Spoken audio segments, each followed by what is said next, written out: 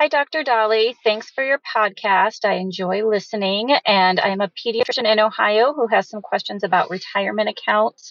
I currently have a generous 401k and profit sharing program through my place of work, and I'm fully maxing that out along with maxing out a backdoor Roth for myself and my husband. However, my husband does not have any retirement accounts whatsoever. He is an entrepreneur that owns multiple franchise locations. We have about 10 franchise locations within the Subway network right now. And our plan had been, as part of our retirement, that when he's ready to retire, we would basically sell all of those, take that lump sum check, and count that basically as, what would have been a big lump sum retirement account for him, and use that to kind of live off of the interest from in our retirement years. I know this is not necessarily a tax advantaged way to save, but wanted to hear your thoughts on that, and if that seems reasonable considering the loans on the stores are getting paid down by the stores, versus if there is a better way to do it because he cannot afford to have retirement plans funded for his employees, which we thought was going to be required of him if he started his own retirement plan. All right. This is a great question, Jennifer. I really like this one. Eat fresh, right? 10 Subway franchises. I have no idea what that's worth, what it could sell for, and what kind of income it puts out. But each individual franchise is a business. Some are probably better than others. The better you run it, the better it is, the more it's worth, the more you can sell it for, and so forth. An interesting story about Subway franchises is that 50 years ago, apparently, according to this article on the web, Dr. Peter Buck gave a college freshman, the founder of Subway, this is Fred DeLuca, the idea to open a submarine sandwich shop as a way to help pay tuition. He had a couple of attempts that didn't work out. It was called Pete's Submarines. After Dr. Buck is what he called it. But the name had to change because it didn't translate well over radio advertising. But the doc gave Fred $1,000, and that did pay off. The two of them owned and operated 16 sandwich shops in its birthplace of Connecticut under a name called Doctors Associates, Inc. And that was from the idea that DeLuca hoped to earn enough money in the business to become a doctor himself. So cool little medicine Subway tie-in there. But according to this article, Subway franchises are actually some of the best franchises out there. So this may be an awesome investment for you.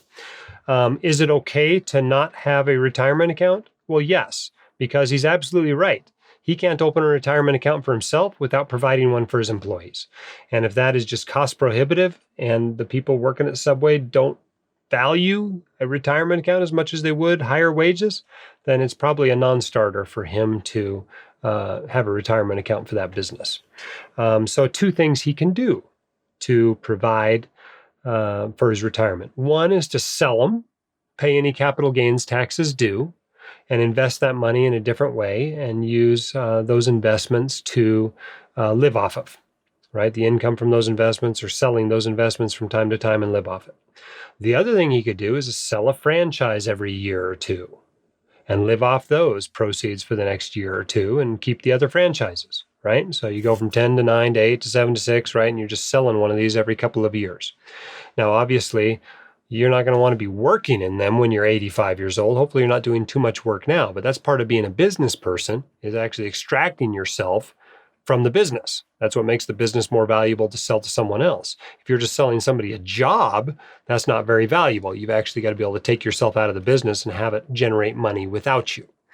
The other option, assuming you can do that you can hire managers and extract yourself from the business, is you can just take the income from the Subway franchises and live off that, especially if there's some debt associated with it now and you pay off that debt over the next few years. And so you're getting a lot more cash flow up from it. Maybe you don't have to sell the Subways at all.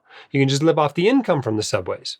And the nice thing about that, at least under current law, is when you leave those Subways to your heirs, they get a step up in basis. And nobody pays capital gains taxes on the gains from that business. So those are some thoughts on it. Certainly, this decision to not have a retirement account is very reasonable. A lot of dentists actually do the exact same thing because they don't want to put a bunch of matches into their employees' retirement accounts, and they don't want to pay the expenses of keeping a 401k in place.